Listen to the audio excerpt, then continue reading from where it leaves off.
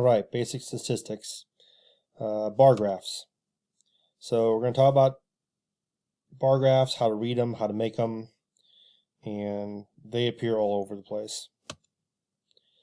So it's a graphical display that's used to compare the sizes of different but related quantities. The axis on a bar graph that goes up and down, the axis on a bar graph that goes left and right. You can go either way you want.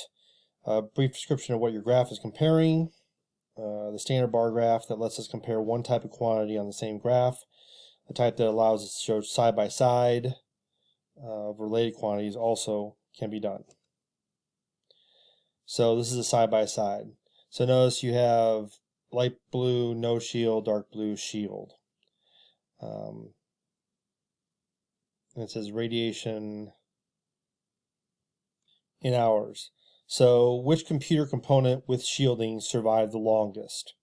So with shielding is the dark blue. That would be option A. By what percent do the survival times differ between components B and D? Well, this is a vague question because it does not say with or without a shield, so just you can look at either one. So let's look at B right here, and let's look at shield.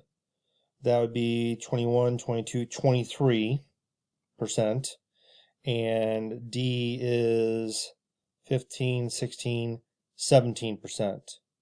So that's a 6% difference with a shield. If we looked at without a shield, B has 10, 9, and D has 8. So that's only 1% difference. So that's much closer. Question 3. Find the difference in survival times for component E, shielded or unshielded. So you go up here to E.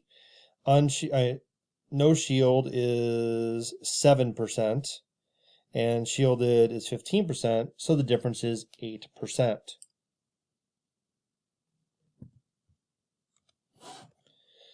So, drawing. When drawing a bar graph, the first thing we want to do is decide what type we're going to use. Our options include horizontal or vertical bars.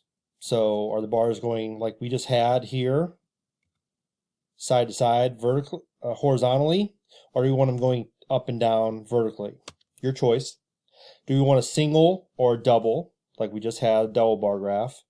Next, we want to decide the spacing of the lines in our graph to make sure they're suitable for what we're trying to display, and then label the X and Y axis. So you got to figure out your number spacing, what numbers you're going to have here, and how spaced out they're going to be. Are you going to count by 5s, 10s, 1s, 2s, whatever. And lastly, we're going to use a ruler and use colors if possible. So for this, we're going to make a bar graph for these 1, 2, 3, 4, 5 stores for DVD and televisions. Okay. Now, you want to look at your biggest and smallest numbers. So we have 140 to 190 and 65 to 375. So this is what it might look like. Again, this is a horizontal one. So here's your stores right here. And we just made the spacing from 0 to 400. And we're going by tens, you can tell. 10, 20, 30, 40, 50. All right. And television is in red, DVD players is in blue, and that's how you would make a bar graph. And you could also make it so it was horizontal if you wanted, by putting the names down here and the numbers on the side. And that's it.